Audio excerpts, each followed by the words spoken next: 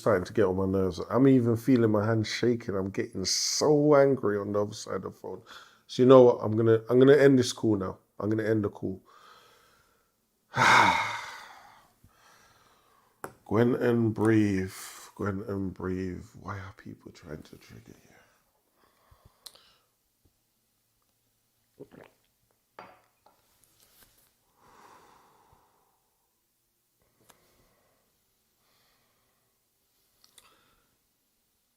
As you can see there, how easy it is to go from 0 to 100. But it's also easy to go from 100 to 0. Breathe and hydrate yourself and ignore.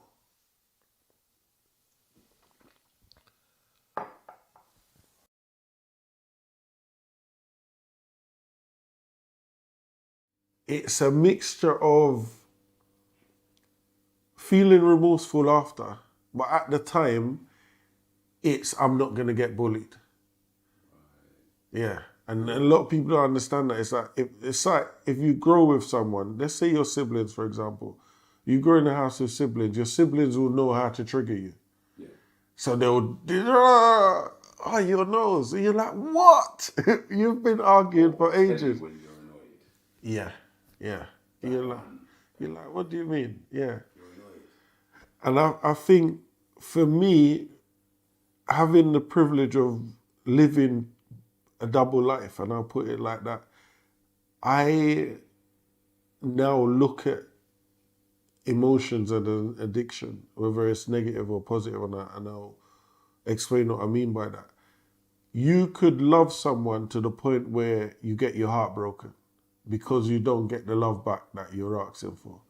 And then that then destroys you inside again. So you go and love somebody else and then they do the same thing and then your heart's broken again. Or you love people quickly because you feel that they need love.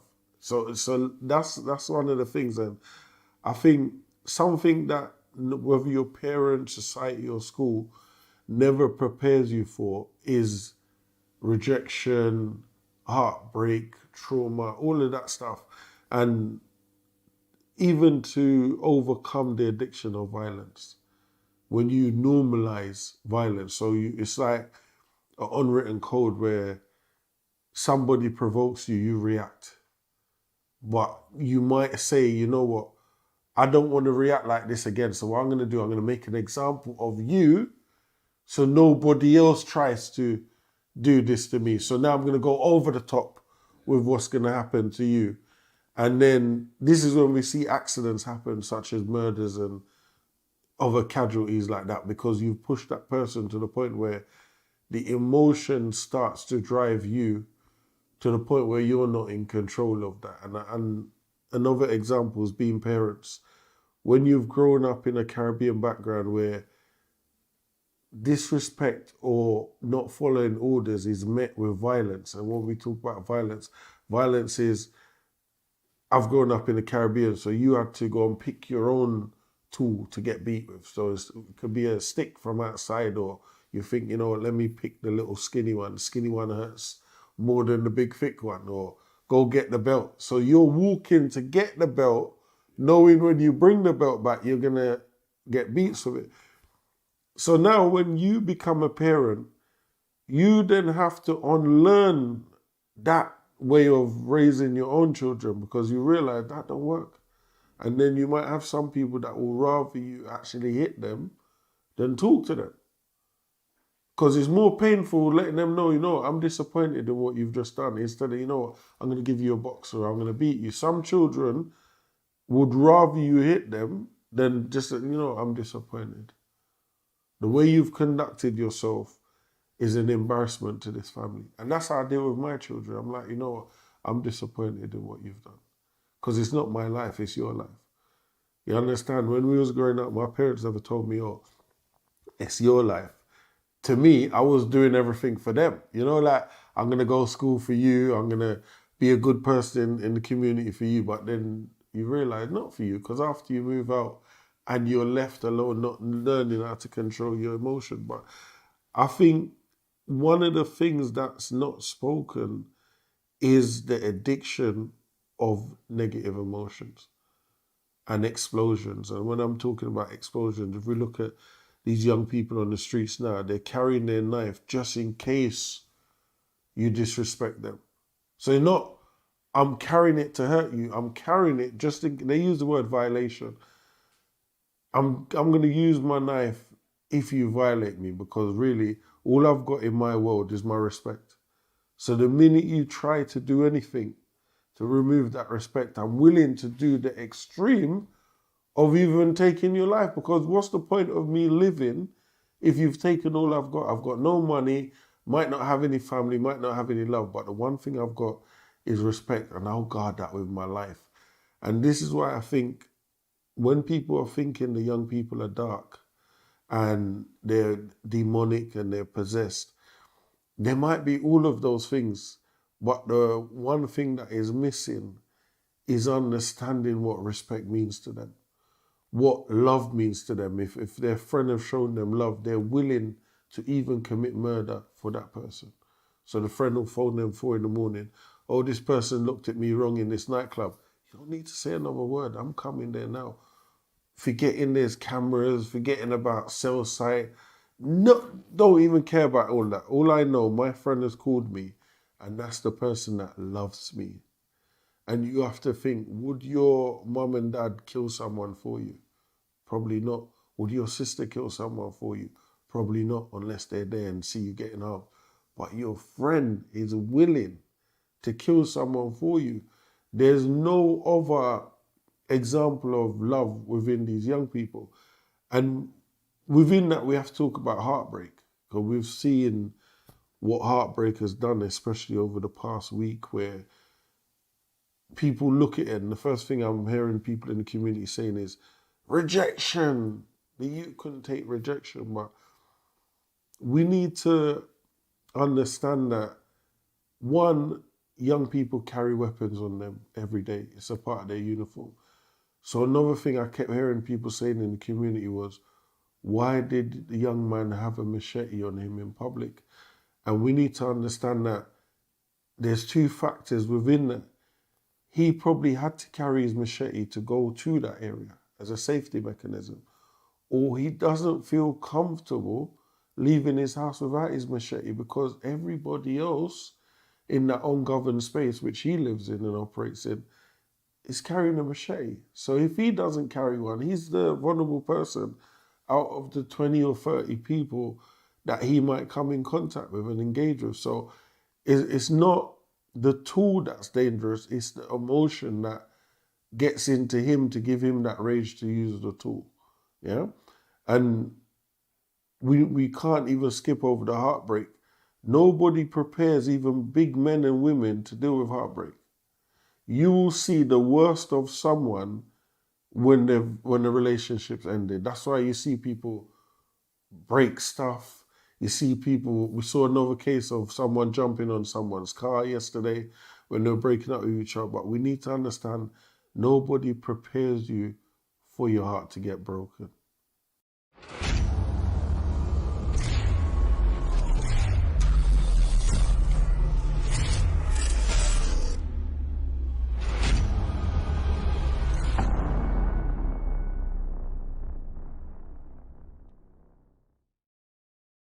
Welcome to the Gwenton Show. Today we've got a serious topic here which is affecting all of us, by all in the community, and that is emotional intelligence. And a lot of you will wonder, what do we mean by that? It's about regulating your emotions, understanding what they mean and how they feel, and how they make us react to ourselves and others. Showcasing negative emotions. It can be tempting to let your frustration, anger, or disappointment show when things don't go your way. However, showcasing negative emotions can be detrimental to your relationships, both personal and professional. Think about the last time you lost your cool in public. Maybe you slammed your fist on a table or shouted at someone. Did it help the situation? Chances are it didn't. Not only did your outburst likely escalate the conflict, it also made you look unprofessional and unprepared to handle stress. Learning to manage your emotions is essential for building healthy relationships and avoiding conflict. Instead of lashing out when you're upset, try taking a deep breath or counting to 10 before responding. This can help you to regroup and respond calmly rather than reactively. Furthermore, actively working on your emotional intelligence can help you to better understand your own feelings and the feelings of others. This awareness can go a long way in promoting positive interactions in all areas of your life. Remember, if you struggle with showcasing negative emotions, there are strategies you can learn to manage them more effectively. Difficulty handling criticism. When you're at work and receive critical feedback, do you react in anger or defensively? It's common for people to get defensive when hearing criticism. However, did you know that this behavior can be an early sign of low emotional intelligence? If you respond by lashing out or shutting down, you may end up damaging your relationships with those around you. Instead of reacting immediately, try to take a step back and analyze the criticism. When you chill out and listen to the feedback, you'll be able to better assess it and learn from it more effectively. With a better attitude and an increased willingness to learn, you can turn what was initially a criticism into a helpful tip for success. Yai Daily reminds you that being unable to handle criticism well doesn't make you a bad person. Learning how to manage criticism in a healthy way is a key stepping stone towards developing a higher emotional intelligence. Struggling to express empathy. Expressing empathy is a key component of emotional intelligence. It involves being able to understand and share the feelings of others. When you struggle to express empathy, you may have difficulty relating to others and understanding their experiences.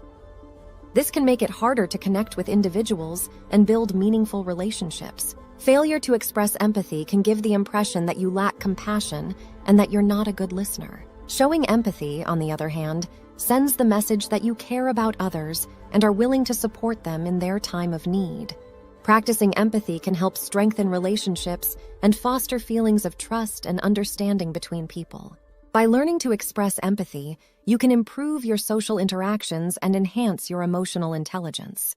Unable to accept responsibility.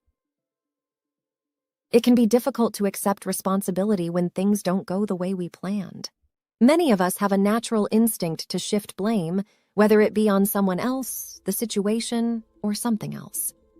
This behavior often stems from fear of failure, lack of confidence, or being afraid of the consequences that may follow. However, being accountable for your actions is a hallmark of maturity and emotional intelligence. Accepting responsibility shows that you are willing to learn and grow from your mistakes.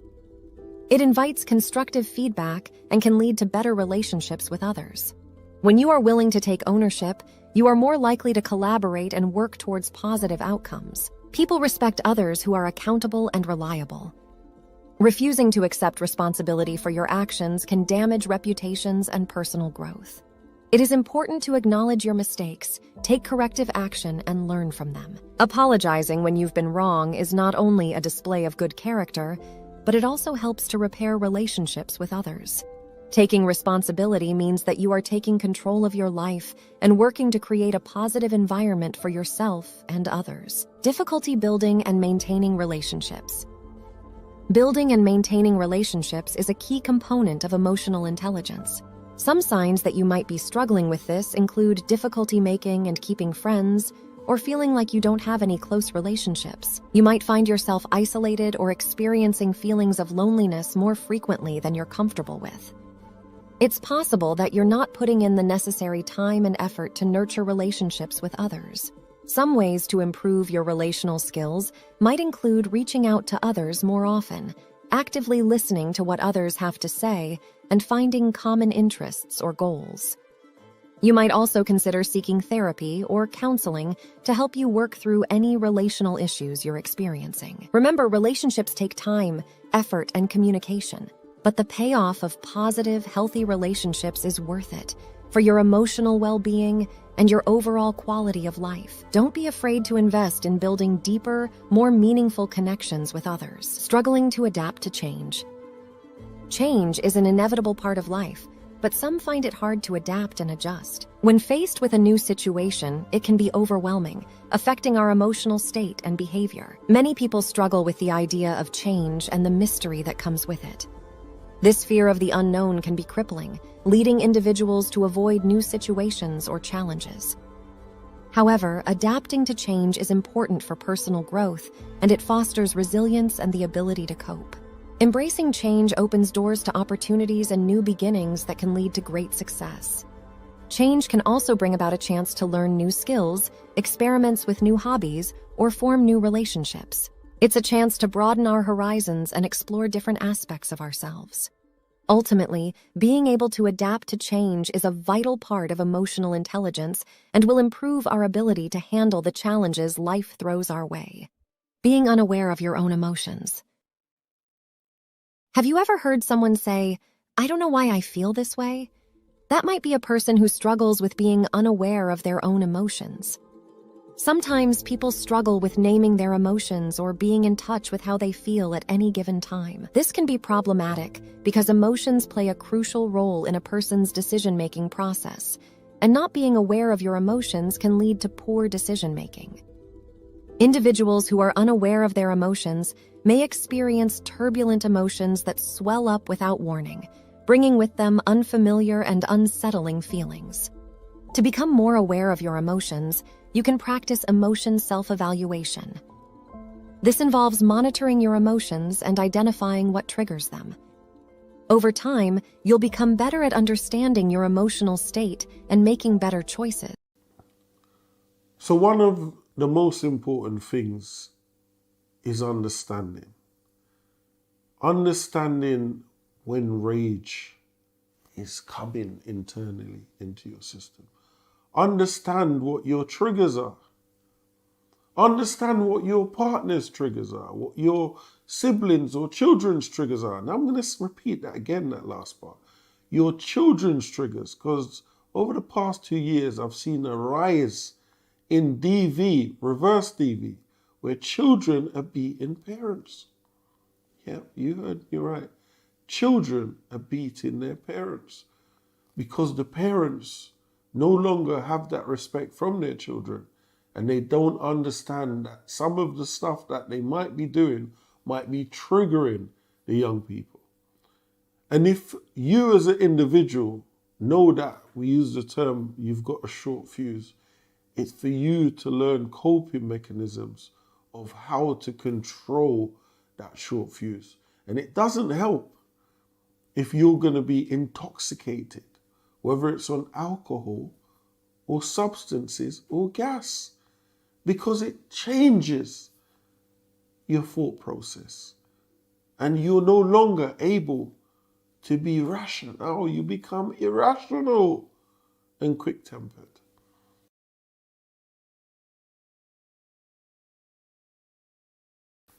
We come back to what is emotional intelligence, or even the easier way, emotional awareness.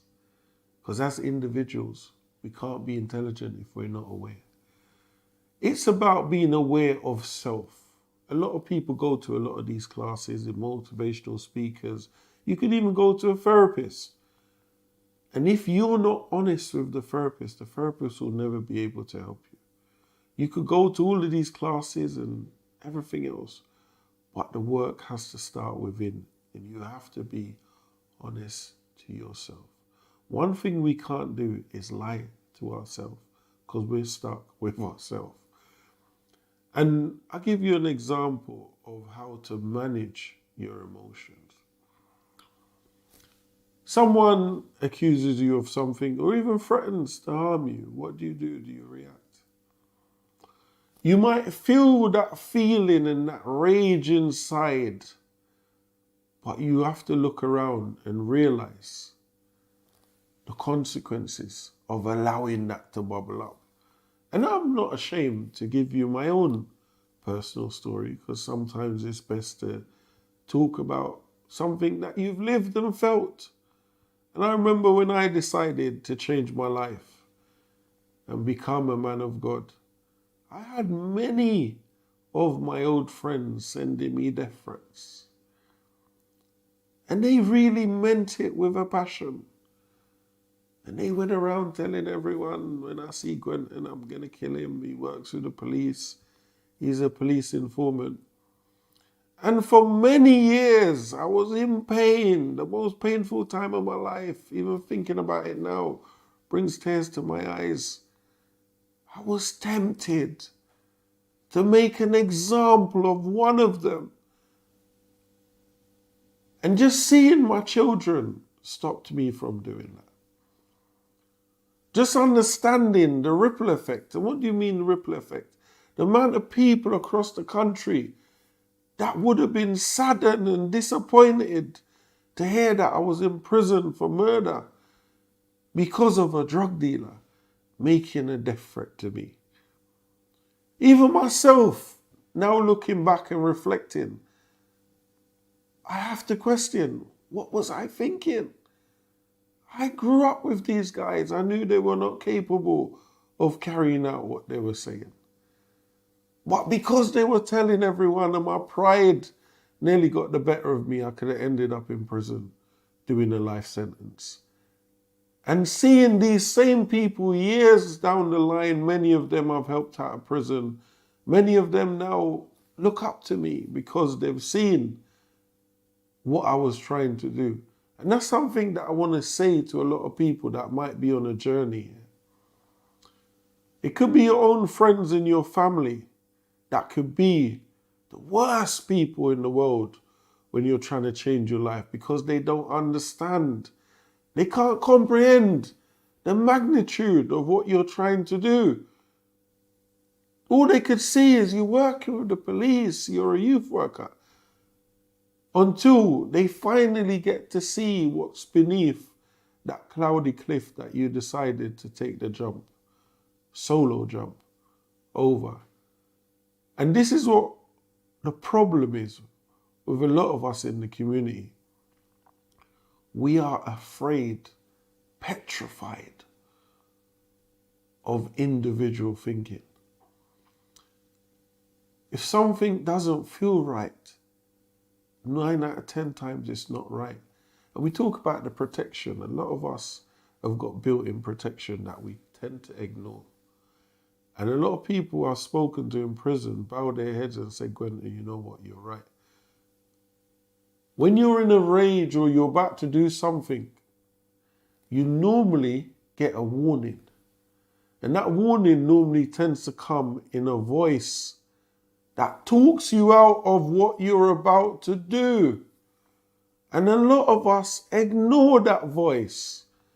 And if you're honest with yourself, every time you've ignored that voice, something's gone wrong or you've got yourself in trouble. Some of us might call it intuition. Others might call it protection. But if we listen to the positive voice, we will be fine. And I could speak for that for myself. Every time I've gone against the protection, something bad's happened to me or I've lived to regret something. So I'm here today and sharing my own personal journey with you, hoping that someone out there watching this could learn and prevent you from going down that road of no return.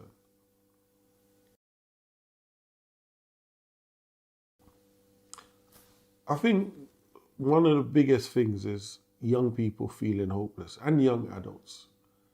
And we've even got 60-year-old men, some of them pretending to fight knife crime, also carrying their knives and threatening other 60-year-olds. Is it hope, a lack of hope, why people behave like this? Have you got a plan? Everyone wakes up every day is your first blessing. And after that, you're meant to make those hours count. We, being alive, are blessed. You're blessed. And we must understand that there's people less fortunate than us that will wish to have the opportunities that we have. You just have to make a start. In life, sometimes people make you feel like you're a failure and you're hopeless. People will even make you think, what's the point of you even having big dreams, because you not be able to reach them. And those are the people you need to stay away from. And that's something that we need to talk about. Surround yourself with positive people that's going to uplift you, not negative people that are going to push you into a place of no return. Because one split second could change your life forever.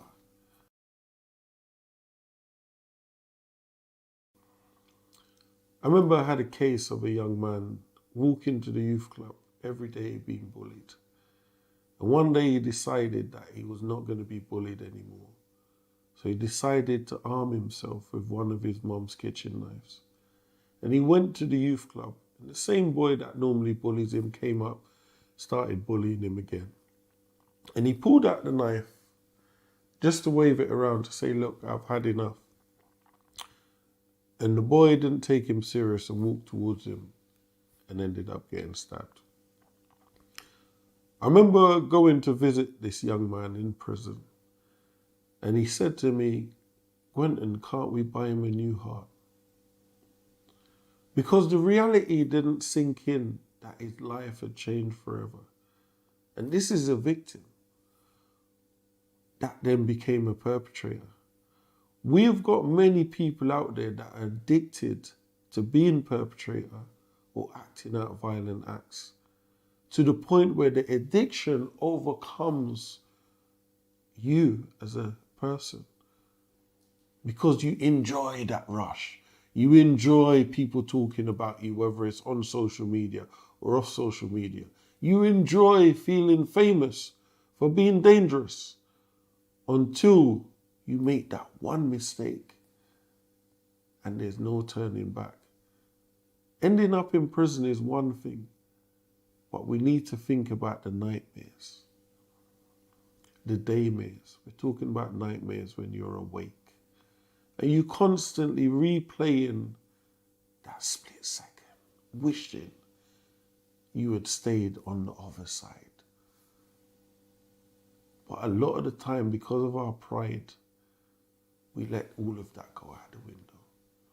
I've met hundreds of men and women in the prison estate that wished they did not allow that split second to allow them to be trapped in a cage for the rest of their life.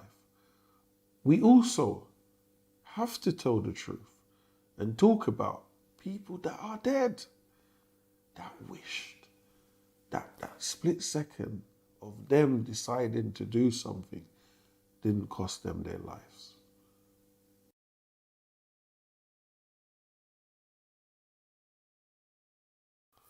So we have to look at the impact of the government lockdown, whether legally or illegally, how it's negatively impacted a lot of people in the community, and especially young people and young adults that have never been trapped in their house with their family or loved ones, or even if they've been in care, been trapped in a bedroom by themselves without a carer coming to see them because of the fear of catching COVID. Not being able to socialize with your friends and talk about your deepest, darkest secrets and how you're feeling isolated, smoking more drugs than you would normally smoke, playing more video games that looked like virtual reality and you're murdering people from your bedroom.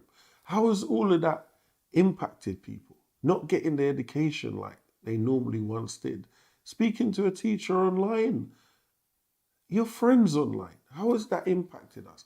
Are we now seeing it being played out negatively, where we're seeing the rising murder rates, unexplained murders, where young people are just going out with zombie knives, machetes and swords, as if we're back in the medieval days with Robin Hood, just walking and killing people? Or as the young people say, because a lot of them watch the show, chefing or chinging man on the road. We need to understand there's a serious problem here. And we're not going to arrest ourselves out of this problem.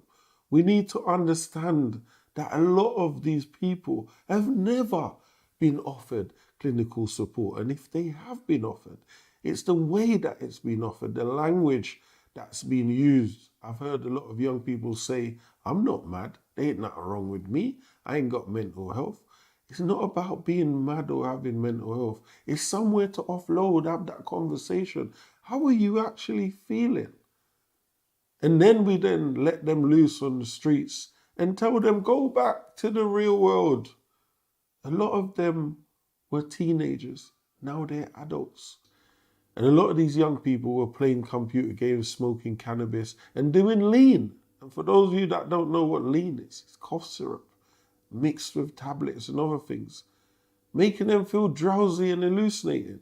We then saw a new phase where young people were taking gas, nitrous oxide, that was made to preserve the whipped cream in the cake. Now people are taking that and go into their brain. We see a lot of people being paralyzed.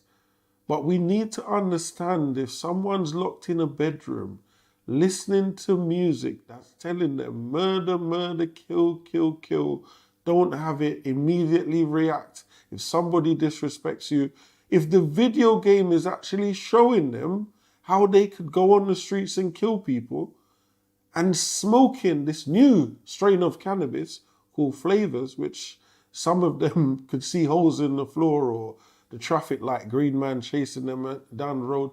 Imagine what that does to them when they see someone that they have problems with online. And now we're going to talk about online. A lot of young people built a persona online that they had to carry out in reality when they came back to reality. And that meant, I'm a gangster online and I'm going to show you that I'm a gangster in real life. This is why they started getting these big zombie knives and swords. So when they see someone in real life, please get away from me. That's what most of them are trying to do. But please get away from me ends up going through someone and killing them. Nobody prepares these young people for that part. So imagine someone gets up in the morning, don't want to go to school. They're fed up, hate school. The parents tell them, get out your bed. You're not staying in this house. You're going to school. You're useless. You're stupid. All of that inside. We could even go to the extreme. We've got parents throwing water at their children to wake them up. We've got parents beating their children to wake them up. So the first thing in the morning, a young person is being violently and viciously beaten in their sleep to get dressed. And then they're thrown out the house filled with rage. Now they need to transfer that onto somebody else. So the first person they see, it could be a simple thing as you're walking down the street, someone bumps you. Might be by accident. Maybe that person also has got rage inside of them, and it's on purpose. And within a split second, your life could change by a transfer of darkness. The parent might not know what the argument or beating has done to that young person until they get the call from the police. And maybe even then, they might never accept the role they play in that person. And that's the same as young people growing up, seeing DV in their homes. It affects you for life. Whether you see it or hear the walls bumping next door, a lot of parents think that these things go away. It scars deeply in the brain and affects every individual differently. Some people might turn to drugs. Some people might turn to alcohol. Some people might get therapy, which is what I suggest. Or you might have others that take people's lives for that moment of release, which then leaves them in a lifetime of darkness. What works? So for me, the first thing is having people around you that's going to hold you accountable. I've had people tell me off over the years, and because of respect, Because you have to respect those people. Don't have nobody around you that you don't respect. It don't make sense. And when someone says to you, leave that alone, it means leave that alone. When somebody rings you, answer the phone, because that conversation could stop you from being in that negative mindset. Understand that you're not the only one that's felt the way you're feeling. But there's other techniques to use. Try and build something like an empire that you will not risk losing, regardless what triggers you. Unless you've got something to lose, you're always willing to lose everything.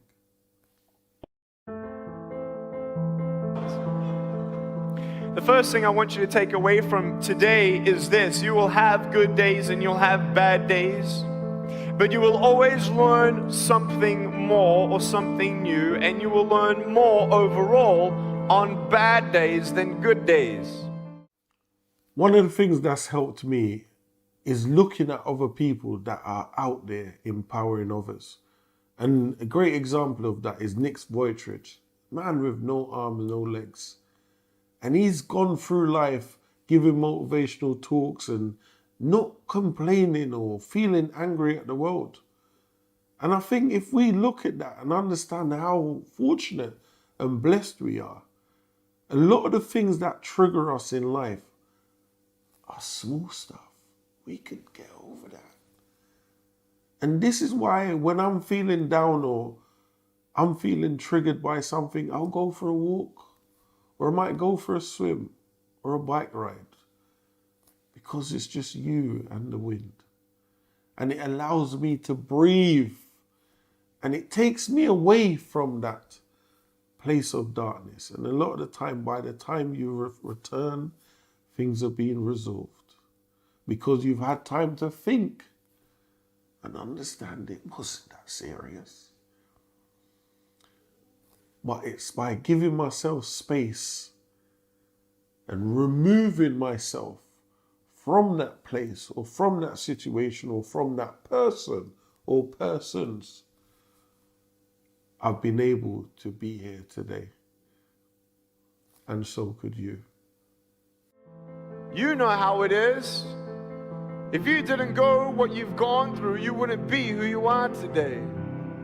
And I'm not belittling your pain, and don't worry, I've seen pain in my life, and I've seen not only in my life, but people's lives, and people say, well, at least I have no arms, no legs, and then what am I supposed to say? Well, at least I'm not an African orphan who's dying at 4 years old, and I met that person.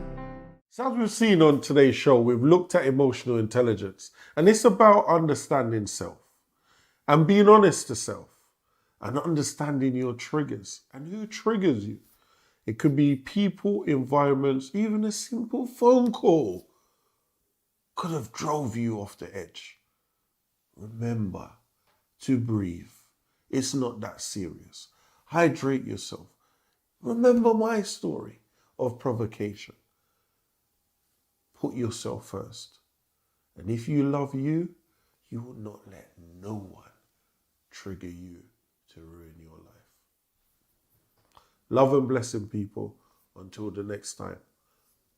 See you.